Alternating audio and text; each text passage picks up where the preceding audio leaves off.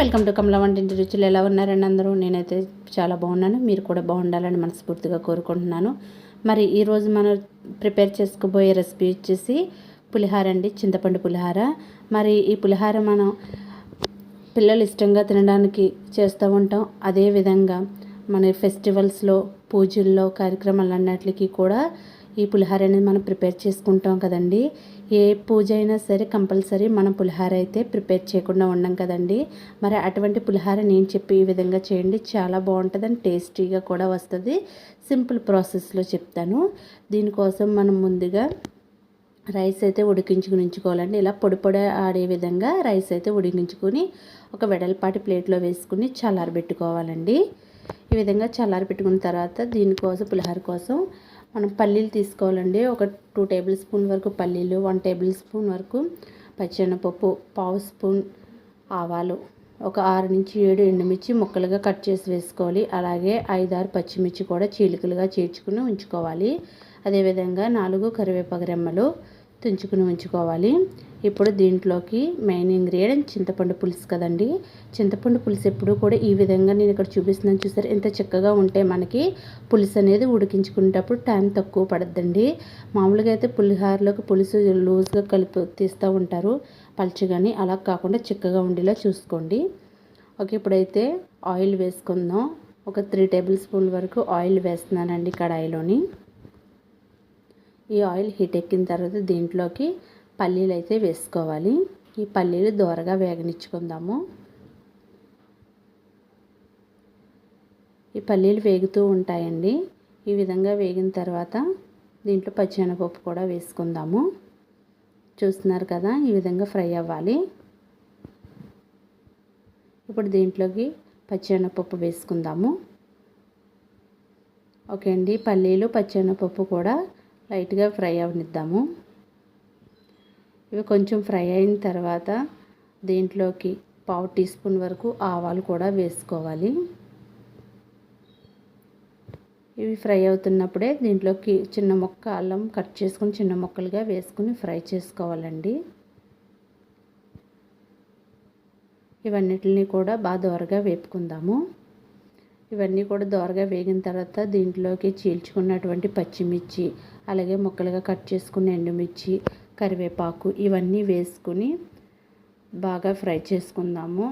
ఈ పోపులన్నీ కూడా మీడియం ఫ్లేమ్లో పెట్టుకుని ఫ్రై చేసుకుంటే బాగా ఫ్రై అవుతాయండి, మాడిపోకుండా ఉంటాయి. పచ్చిమిర్చి ఒళ్ళి వరకు కూడా మనం ఫ్రై చేసుకుంటే కారం అనేది బాగా దిగుతుందండి ఆయిల్లోకి. ఓకే అండి, ఈ విధంగా ఫ్రై చేసుకుని వీటిని పక్కన పెట్టుకోవాలి. ఇప్పుడు అదే కడాయిలోకి చింతపండు పులుసు వేసుకుందామండి.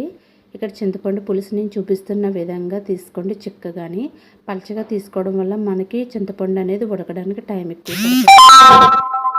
ఈ విధంగా చిక్కగా తీసుకోవడం వల్ల చింతపండు అనేది తొందరగా ఉడికి మనకి టైం అనేది సేవ్ అవుతూ ఉంటుందండి.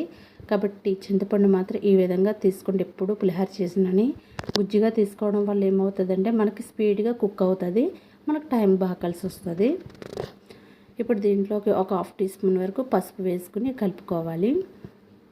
అలాగే రుచికి సరిపడా ఉప్పు కూడా దీంట్లో వేసుకుందాము. అదేవిధంగా దీంట్లో పచ్చిమిర్చి 2 నుంచి 3 పచ్చిమిర్చి సన్నగా చీలికలుగా చీల్చుకుని వేసుకుని కుక్ చేసుకోవాలి. మీడియం ఫ్లేమ్లో పెట్టి కుక్ చేసుకుంటే సరిపోద్దండి. నాకైతే 5 మినిట్స్ పట్టిందండి ఇది కుక్ అవడానికి. ఓకే అండి, చింతపండు కుక్ అవుతుంది కదా. నేను ఇక్కడైతే 1/2 కిలో రైస్కి 40 గ్రామ్స్ వరకు చింతపండు తీసుకున్నానండి. చూస్తున్నారు కదా, ఈ విధంగా దగ్గరకు వచ్చిన వరకు ఉంచుకుని పక్కన పెట్టేసుకోవాలి. ఇప్పుడైతే మనం పులిహార కలిపేసుకుందాము. చూస్తున్నారు కదా, రైస్ అయితే మనకి బాగా చల్లారింది. ఈ విధంగా చల్లారి పెట్టుకుంటే మనకు రైస్ పొడి పొడిలాడుతూ ఉంటుంది. ఓకే అండి, ఇప్పుడు ఈ రైస్లోకి మనం ఫ్రై చేసుకున్నటువంటి పోపులన్నీ కూడా వేసుకుందాము. ముందుగా ఫ్రై చేసి పెట్టుకున్నటువంటి పోపులండి ఇవన్నీ కూడా ఈ రైస్లో వేసేసుకుందాము.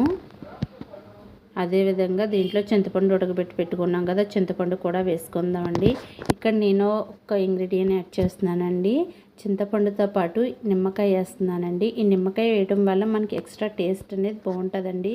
మీరు ఎప్పుడైనా ట్రై చేయండి. చింతపండు ప్లస్ నిమ్మకాయ రెండిట్లో కాంబినేషన్ బాగుంటుందండి.